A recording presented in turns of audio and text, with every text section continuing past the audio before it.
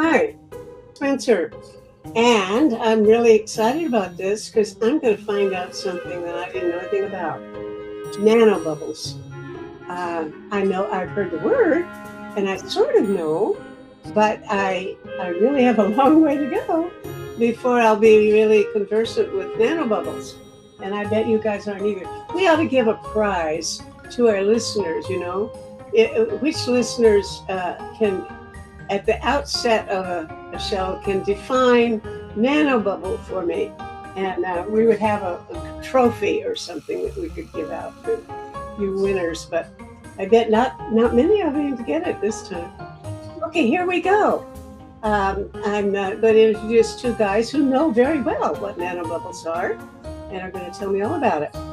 And I'll mention Robbie Tulip first because he came here first. He landed 5 minutes ago, and Robbie Tulip I've been working with a while. He's lives in Australia, and he's going to be the sort of a co-host for this one because his friend is joining us, and his friend is John Macdonald, who is a retired Australian architect who's been working on climate technologies for the last 10 years. In fact, both of these guys have been inventing things to help save the planet. And John's current focus includes the development of new inventions to use nanobubbles in reflective ship wakes to cool the ocean and to protect coral reefs. Well, that sounds good. Now we're going to hear the details. So, Robbie, why don't you take over and start interrogating this man, and I can just sort of sit back and see what I can find out. That's great. Thank you so much, Meta, and thanks for the opportunity to discuss nanobubbles. I think the framework that we've come to is that with climate change, that there is a need to increase the planetary reflectivity alongside action on carbon and greenhouse gases. And with the loss of reflectivity in recent times just causing more warming than new emissions. And so there's a whole series of possible technologies that would be able to make the planet more reflective and restore the 2% of albedo that we've lost in the last couple of decades. And so the production of nanobubbles has been identified as potentially a significant contributor. And what nanobubbles are is that a micron is 1/millionth of a meter, and a nanometer is 1/billionth of a meter. And so nano refers to anything that's below that micron threshold. So anything less than 1/millionth of a meter in diameter is at the nanoscale. And so with bubbles of air, there's been a lot of research over recent decades into the use of nanobubbles for a range of applications, especially in wastewater treatment. But the optical benefit, that is the potential to make the water surface more reflective of sunlight, and this will involve a combination between nanobubbles and microbubbles, that is at the scale slightly bigger than 1 micron. The potential of that air particles in the water to have significant benefits for albedo and as a result for biodiversity protection is a topic that John and I have just been investigating at the conceptual level. John has led on the development of possible technologies, but as you mentioned, John and I go back nearly a decade now with mutual interest in how we can explore new technologies that can safely contribute to protection of the Earth through the removal of excess heat.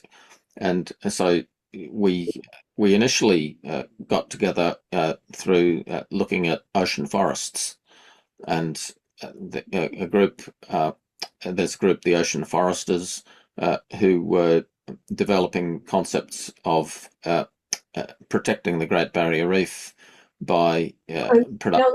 Now, I got to interrupt you because already I've got two very interesting puzzles to be thinking about. First of all, we ought to tell people what albedo means, because that definitely is something I know, but you better explain it because you're good at it.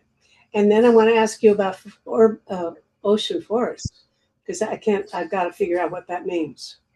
Okay, so as I mentioned, the climate issue is the reflectivity of sunlight, just how bright the planet is, how much sunlight is reflected back to space, and that is albedo. Yes, so albedo is classed as a ratio that is at the moment a bit less than 29% of the incoming sunlight is reflected back to space, and it used to be 30%. So, there's been a significant decline in albedo in the last couple of years. And then ocean forests are essentially kelp, that is giant seaweed with has just numerous environmental benefits, and there's been a really significant loss of ocean forests in recent years as warm water has displaced cold water in ocean currents due to global warming. And so that was where John and I first. Let me see. When you say kelp or seaweed, you're talking about big ones, and there's all kinds of seaweed, right? Tiny baby seaweeds and That's right. Yeah. Things really could be like a tree. Well, everything down to microalgae, and so different algae species. I really think that algae is going to be recognized as absolutely key to the health and healing of the planet, and just as something that we just absolutely need to restore the health of the world oceans. But that's and that we'll get back to the role of algae in connection with nanobubbles, and John will be able to explain that a bit more. But then we worked together on the potential to improve ocean productivity by fertilizing the ocean with iron using a chemical called ferric chloride or iron salt aerosol. And that remains just one of the great potential applications for cooling the Earth. But there's really strong barriers to deploying those technologies, political barriers mainly. And yeah, so John and I have continued to study different ways of cooling the ocean, and nanobubbles has been identified as a really key one. And and John has been developing the concept of using nanobubbles in connection with shipping, and so that's something that he can explain in a bit more detail. So. I'll with that introduction, I'll hand over to John. Thanks, Robbie. Yeah, so the central idea is that 93% of the planetary heat is absorbed in the ocean. So if we can reduce the heat uptake of the ocean, then the entire system cools. We're only talking about the top, 3 to 10 meters, the surface of the ocean. And then nanobubbles are very promising. Nanobubbles actually, if they're very small, they can last longer. If they're larger micro bubbles and larger macro bubbles, they're more reflective, but they don't last very long. So the secret is to get the right mix of the two. it may in fact be a hybrid. And a lot of this needs to be tested. But we've been looking at controlled nanobubbles that can increase the ocean fruit reflectivity, reduce the heat absorption rather, and improve the water quality. And if we do all those things, we can really potentially contribute to climate adaptation. Now, there's a couple of big ideas. Rob, you mentioned the ship-based one is one we're most excited about. I mean, there's tens of thousands of ships out there on a daily basis that could do the job for us. And if we could containerize plant that could use the waste heat from the ship's engine, we can both do hull lubrication, that's making the ship more fuel efficient, and we can produce a more reflective wake, which is a climate benefit. And the hull lubrication can potentially pay for itself in a few years. So that's the business case. We can retrofit very easily. We're not affecting the ship operation, and they can make the ships more efficient. You're way ahead of me already. You say something about lubricating the hull of Yes, lubrication of the hull. It means there's less friction on the underside of the hull as the ship is traveling through the water. So by using tiny bubbles under the hull, the ship slips through the water more smoothly and reduces friction, so it reduces the fuel load. So that's a selling point. But then out the back, the wake becomes brighter and is more reflective. So it's a win-win situation. And like a lot of things, we need a business case for it to take off on a large scale. And then if you look at something like the reef, there are hundreds of ships steaming up and down outside the reef on a daily basis up to Southeast Asia. They could all be whitening the surface and potentially cooling the reef. So, this is the sort of scale we need to look at. But initially, we need to look at the just very small scale local tests. Even looking at I'm looking at another system using a thing called Bright Boys, which are a nanobubble generator. It's a solar thermal big sphere actually, and you put that on a reservoir to start off with, and that whitens the surface and it reduces the evaporation. You're going too fast for me. Sorry. Yes. Slow down. I've got to figure this out. Right. First of all, let me think about what this means. In front of the ship, you squirt these bubbles, and that opens, makes it easier for the ship to move forward. That's correct. It creates a film under the hull, which allows the ship to slip through the water with less friction and drag on the hull. It works well in a flat bottom.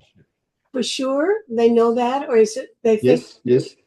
This has been tested, and they claim it can reduce it by up to 10% the fuel consumption, and people have done this. So that's a technology that's already proven. But I'm not keen on putting holes through ships and putting them into dry docks to do all this work. We can retrofit these to the bow of a ship very simply, and then that whitens the back out the back in the wake as well. So to add, there's been a lot of methods that have been developed over recent decades to produce nanobubbles.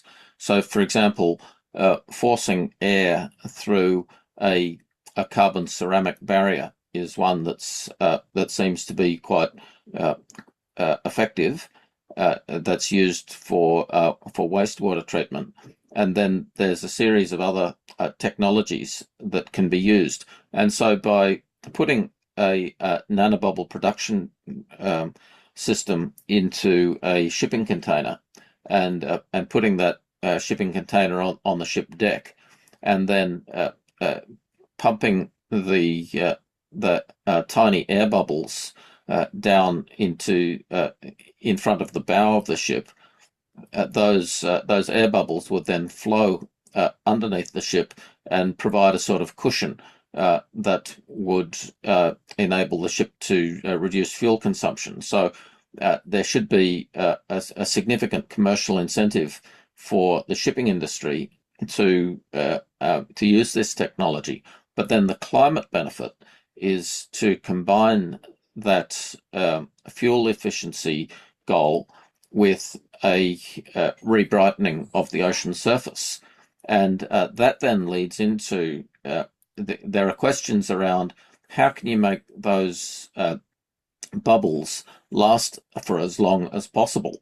And this then leads into a whole second area of the technology, which is that with ocean algae, as we were discussing before about kelp, but using microalgae that's already present in the ocean surface, that if the nanobubbles flow through water that has been treated with algae, then each bubble will become coated with a barrier, which is known as a surfactant, like a detergent. And so that surfactant barrier from the algae will lead the nanobubbles to last for much longer in the ocean water. And John, could you expand on that? He said both. He was referring to micro bubbles and nano bubbles, right? And one is a billion, and so. And then you said something. One of them lasts longer, and I got confused. Which lasts longer? The nanobubbles last longer. They're smaller and they don't burst. They don't rise to the surface and burst as fast as the larger bubbles.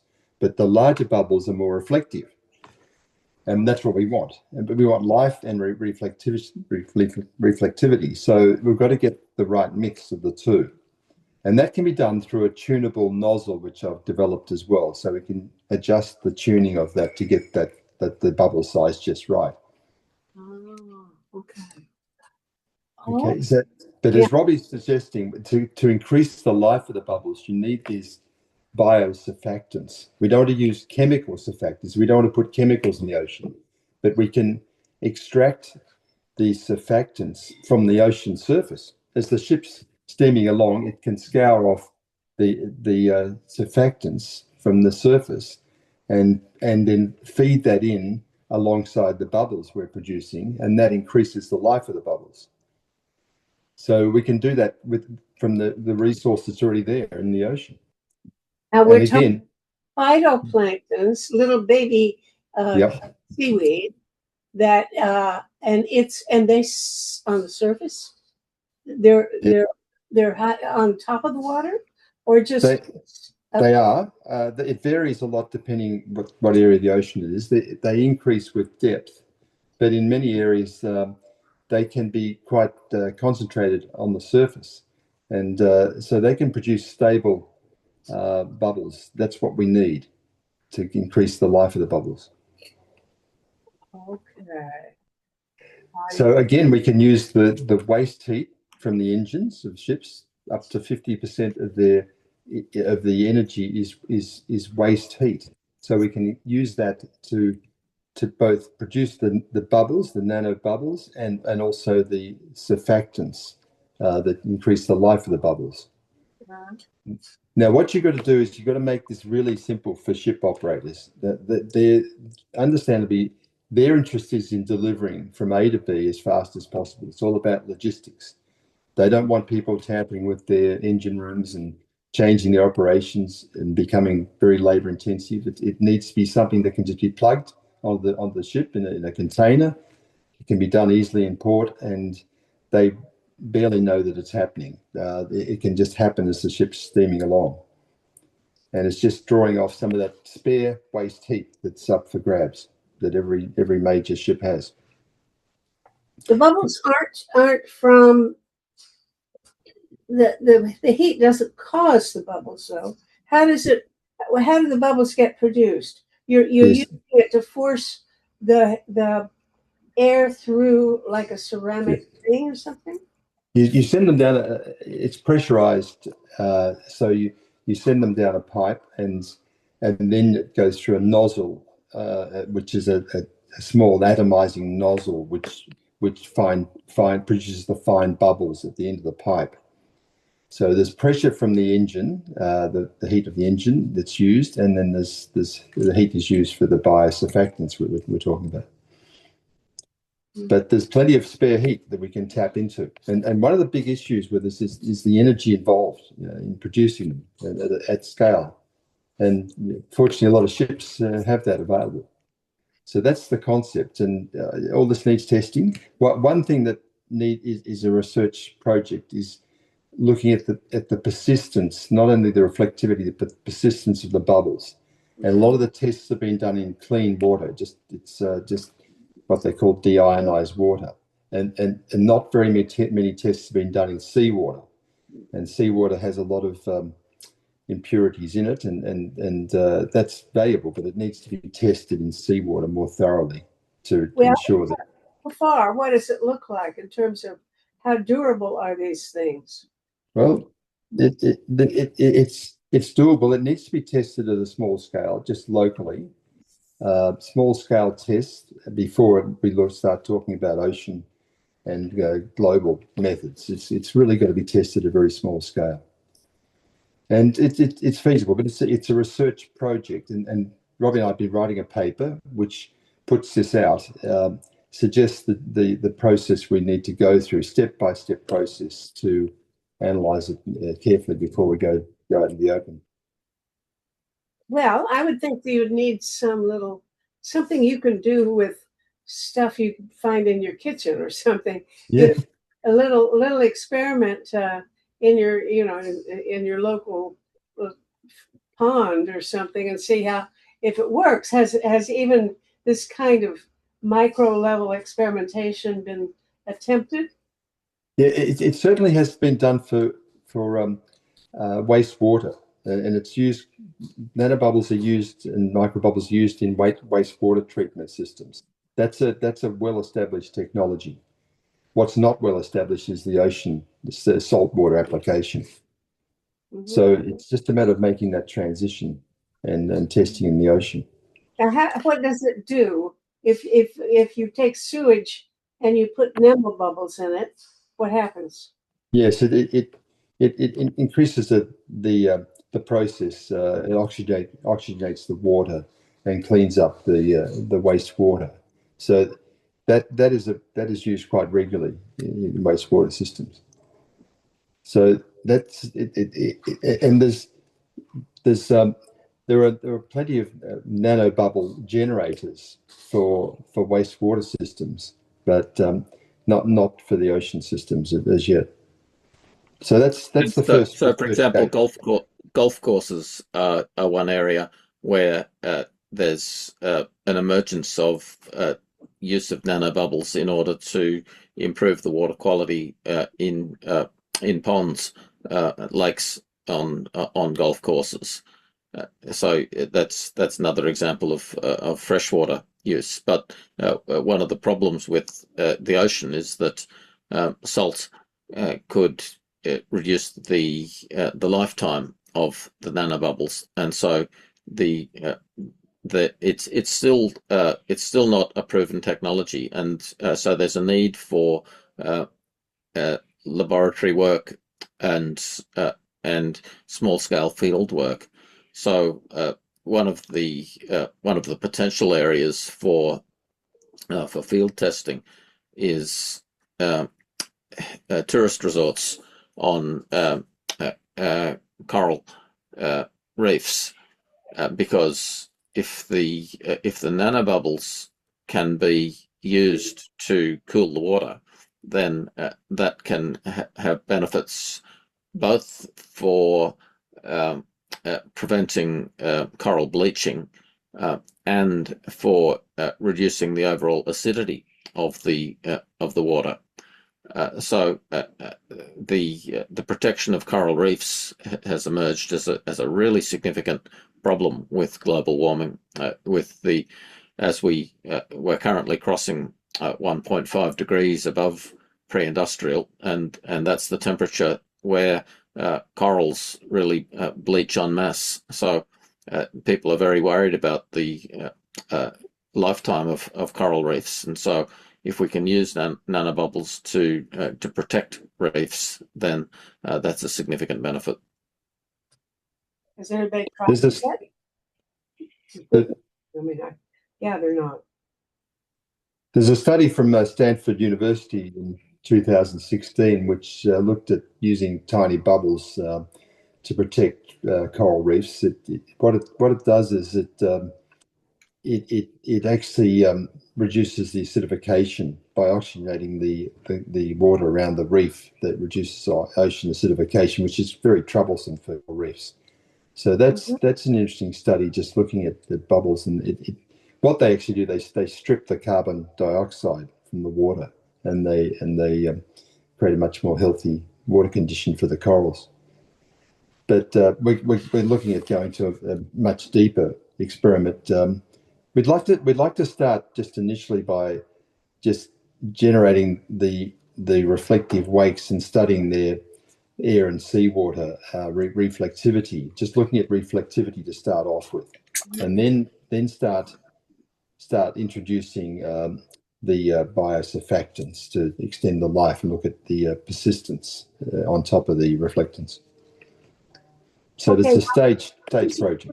You mentioned cooling the water, and how does it do that? Is it just a matter of that it's reducing the emission of heat from the ship by recycling it and using it, or is it that bubbles actually do some extra cooling just by their activity in the water? What happens?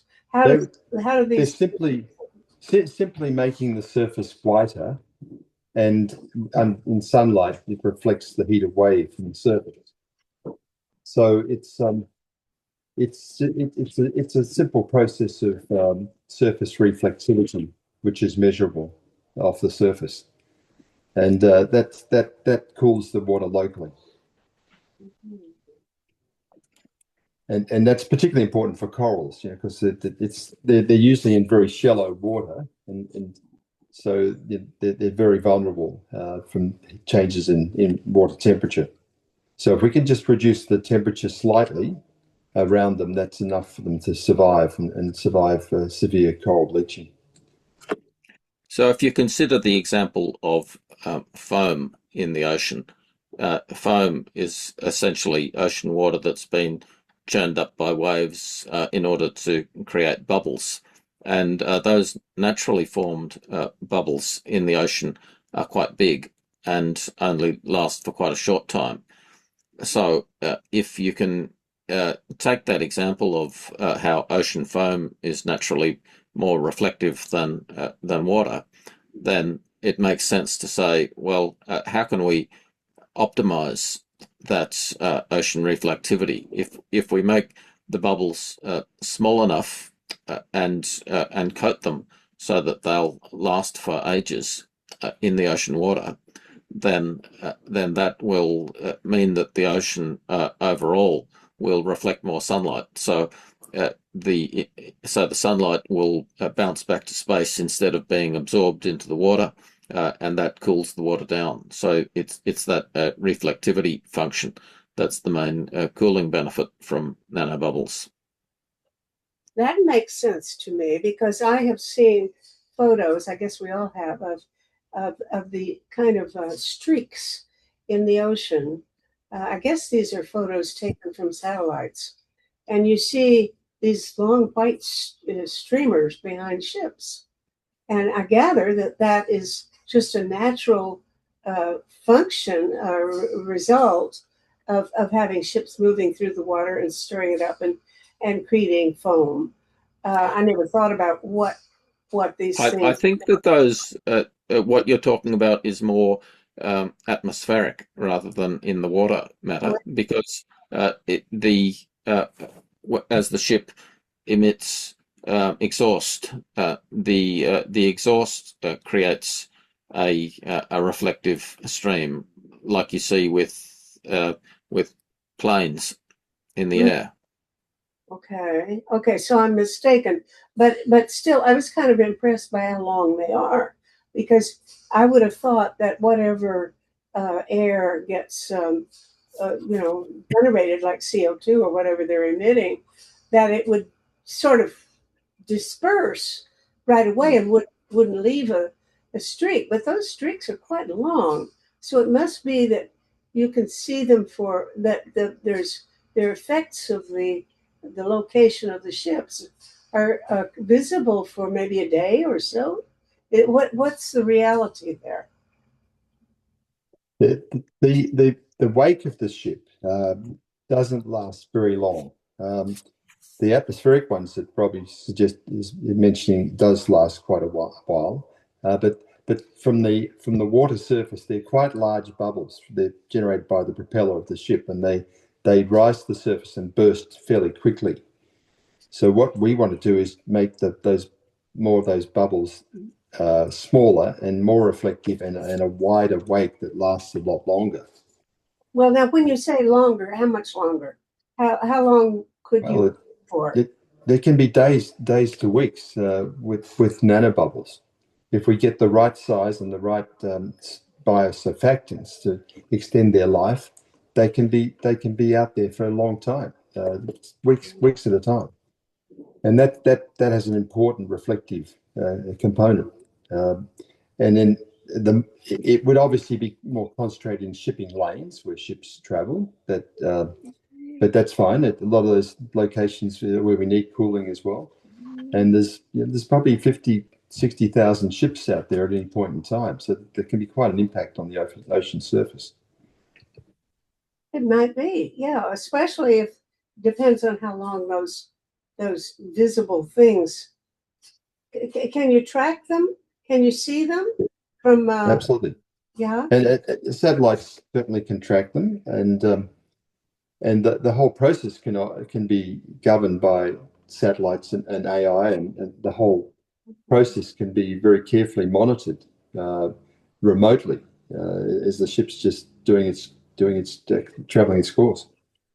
Well, what does it do to the critters there? If I could comment on the whole biodiversity question, it's really a central issue with this whole albedo reflectivity issue.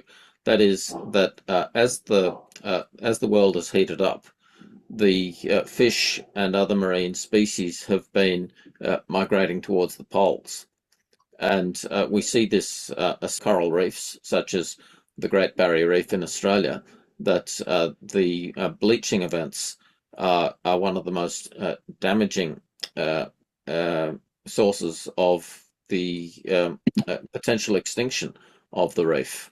And so if all of the ships that are traveling between Australia and North Asia had nanobubble microbubble generators on them, so that the water surface outside the reef was reflecting more sunlight, then that cooler water would create just a broad cooling, which would protect the biodiversity of the Great Barrier Reef. So the overall ecological impact would be beneficial. There's no identified harm from the production of nanobubbles. There's been some speculation that if you make bubbles directly within a reef, then there's some potential side effects, but that hasn't yet been proven or tested, and so that's an issue that would potentially come up, but it's one of the areas for scientific testing. Yeah, so the system is reversible. It's very well controlled.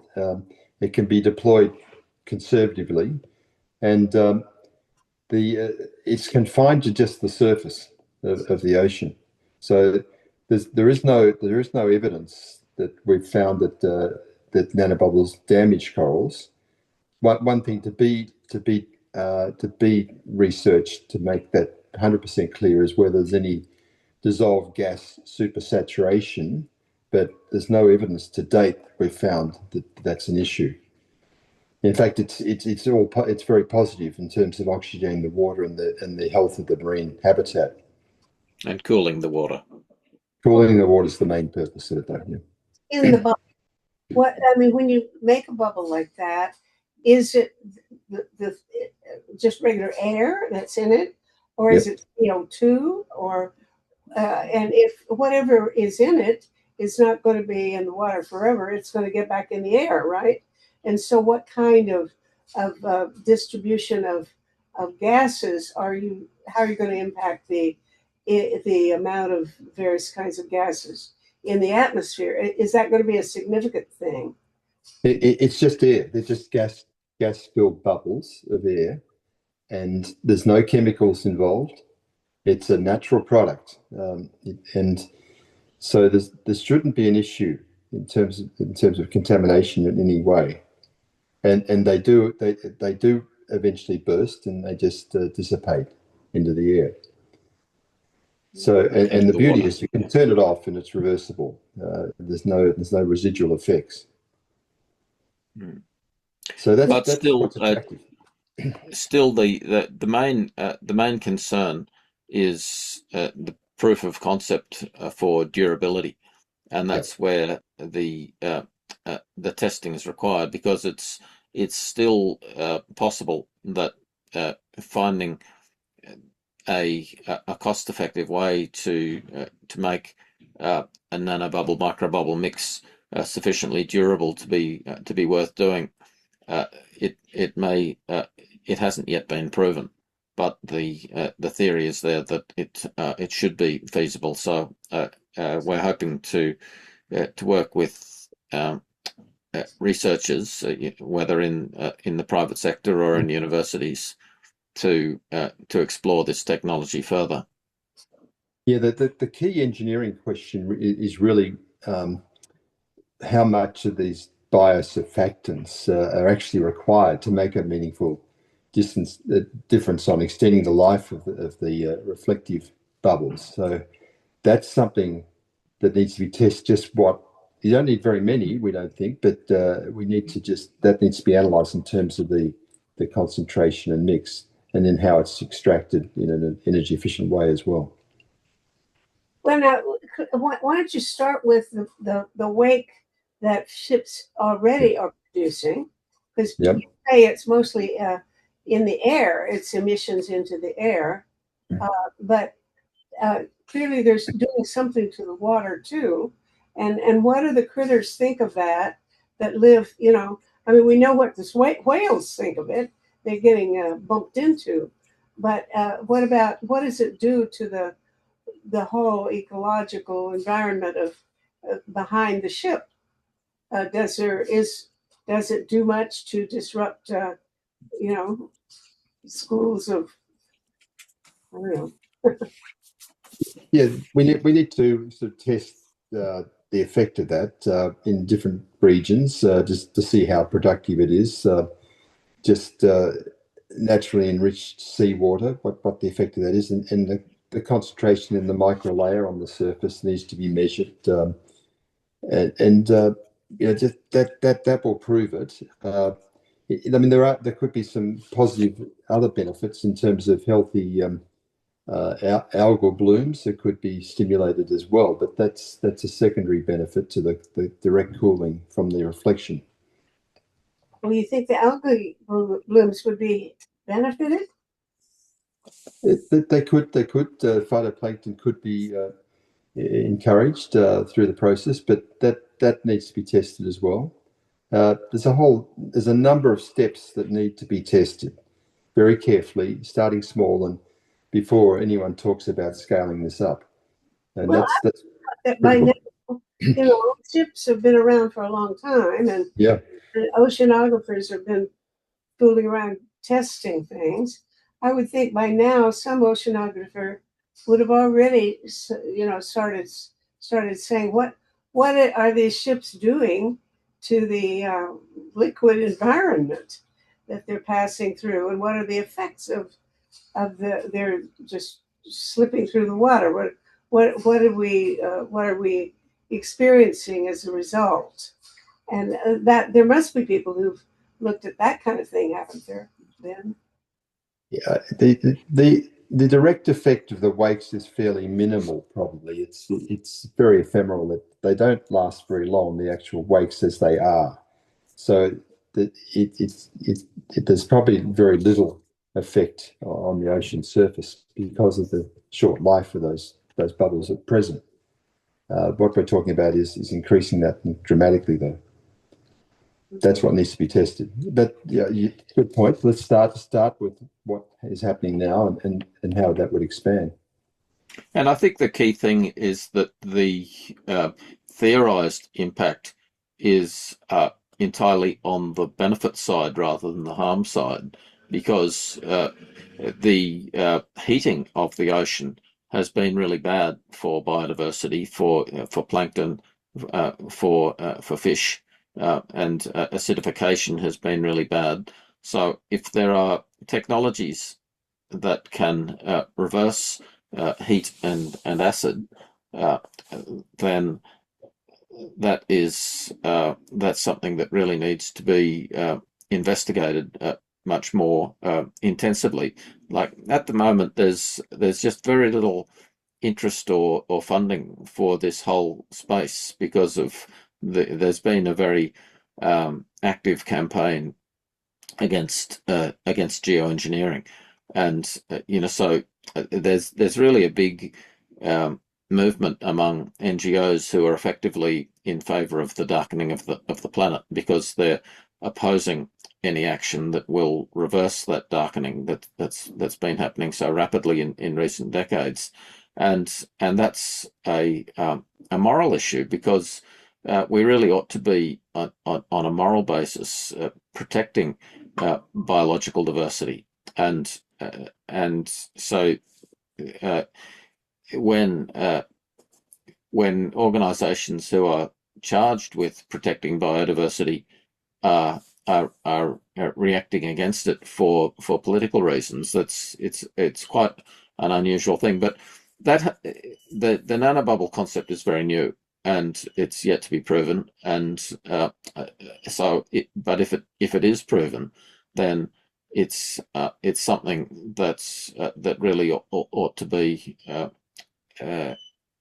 supported strongly, and especially given the potential for it to reduce fuel use by ships.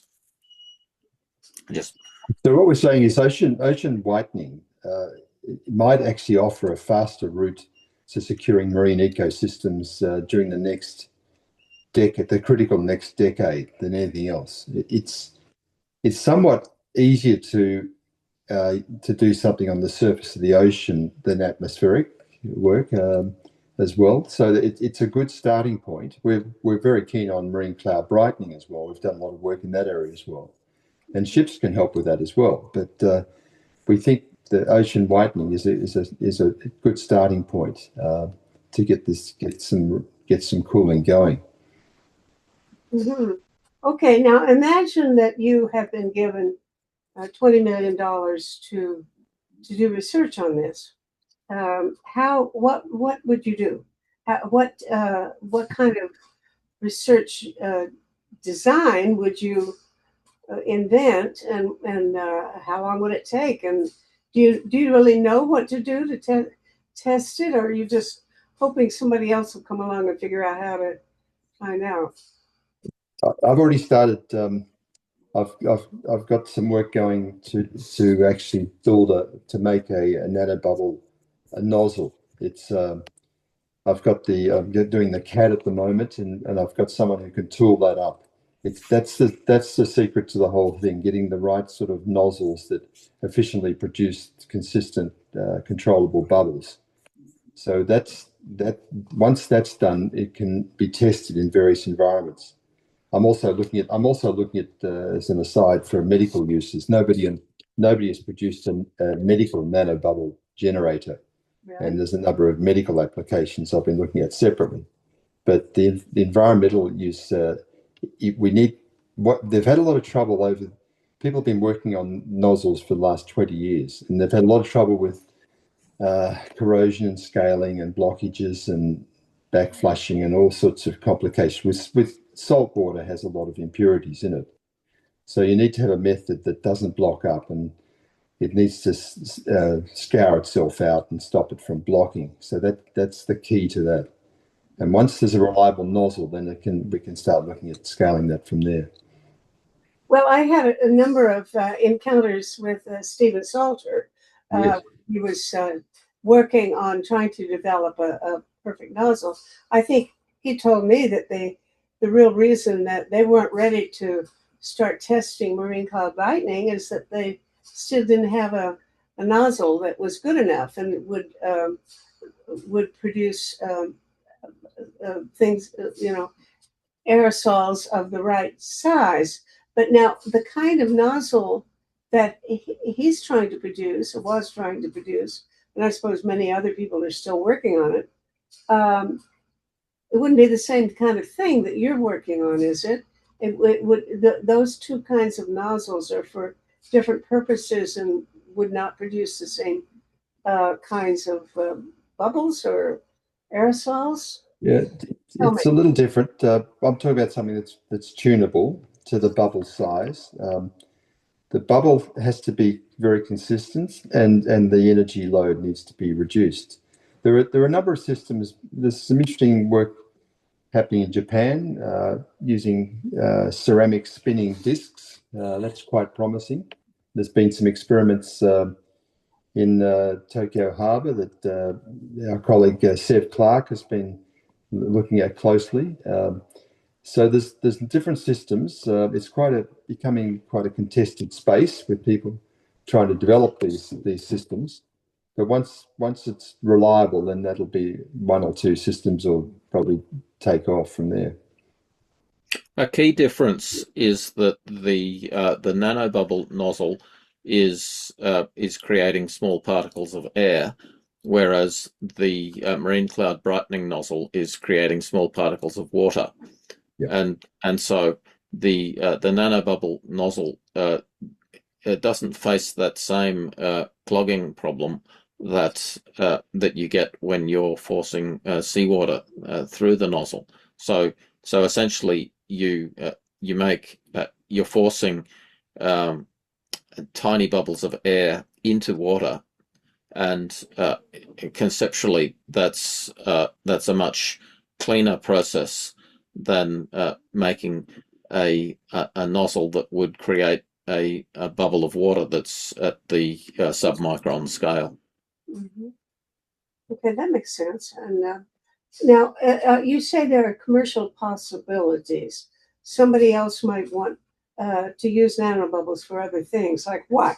Medically, you say there's a possible use. What would anybody in medicine want to use it for? Well, there's potentially a number of uses for tissue repair, for wounds, scars, and then possibly eyes as well for dealing with glaucoma pressures and dry eye, and also in brain cancers. I've been looking at the use for glioblastomas as well. What they do in the medical situations, they potentially open up the blood-brain barrier and let the chemotherapy drugs in to do their work, which 95% of them are blocked by the blood-brain barrier. So the tiny nanobubbles can oxygenate and let the chemo drugs in. So there's some work that's been going on in Toronto actually with microbubbles. Quite exciting work, and they've proven efficacy, safety for patients in that regard. But I believe nanobubbles might be even more promising because they're smaller. But that's a separate research project in the medical area. Gives me a funny kind of feeling because I'm trying to imagine in my fantasy about how you produce this. It'd be very powerful. It'd be squirting something with a lot of energy, and the thing coming out would be also quite powerful. And I don't think I would want. I can imagine somebody shooting it into my head to straighten out something in my brain, and that would be pretty like a fire hose going in my head. Yes, no, No, it's very it would be very gently diffused intravenously into the blood system, and then it would be targeted to the tumor with a focused ultrasound transducer, which targets it straight to the point and opens it up. That's the theory of that idea. Well, I was just trying to figure out how could you make a partnership. If you need to do research on this, wouldn't you want to find somebody who has some additional reason for doing research of the same kind? Then you can work together and piggyback on work that they would be doing anyway. So, doctors usually get more money than oceanographers, I think. I'm not sure, but maybe you need to find a friend, somebody here in Toronto that would like to partner with Yes, you. Sunnybrook is doing some great work there, actually, the hospital there. But I'm talking to various people at the moment, looking at different possibilities. I'd like to explore that application with cosmetic uses initially, just skin uses rather, before we start talking about brain cancers and eyes and various other things. Uh-huh. But it's very closely related. In fact, the medical application came out of the environmental work we've been doing. That's a recent thing. There's needs in both areas, and one of the dilemmas I have is which is more important. It's sort of, they're both very important. Well, now, also, I was just thinking, could the same ship be used, if the thing is going through the water anyway? I thought already about the notion of using ordinary commercial ships for marine cloud brightening. And yet now, what if they could also be doing this nanobubble thing? We'd have quite an industry there that would be cleaning up the world while bringing our food from China or somewhere. I've actually developed a system that can do both. It can be switched between, depending on the conditions, between ocean whitening and marine cloud brightening. It involves a plenum hydrofoil that is towed behind the ship just on the surface of the water. So it's got a baffle in the center of it, and you can actually manifold delivers either marine cloud brightening to the air or nanobubbles to the surface. So you can do both at the same time, and you don't affect the ship's flue or the engine or anything. It's just an independent system. Isn't that great? That needs to be tested. It wouldn't, in fact, involve any drag because it's actually pumping out bubbles, which is driving it as well. So that would just skim along the surface and fire up or into the surface, either way. Well, it certainly sounds like a very, very promising thing to look into if you just have a few extra $1 million to chip in with. But the reality is it's kind of hard to get funds for these researches, isn't it? And how much position would you run into anyway if somebody billionaire gave you some money to do research? First, would you know what to do? And second, would there be a lot of other folks clamping down on you saying you're ruining our world? I think the first issue is the durability of nano and microbubbles in ocean water, and that's something that that has not yet been properly studied in laboratory context. So just salinity, turbulence, other factors, like being able to simulate ocean water in the laboratory and develop a combination of bubble size and surfactant production. So just getting algae that can coat the bubble of air with a shell of detergent, effectively, that would cause. So it's a bit like how in your washing up sink the bubbles last much longer because of the detergent.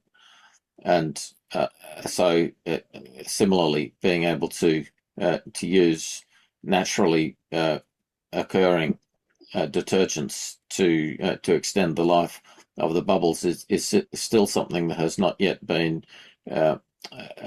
demonstrated, and so there's the interest of the shipping industry in improved fuel efficiency. I think has got high potential. So, John, you've had some discussion with the shipping industry about potential interest in the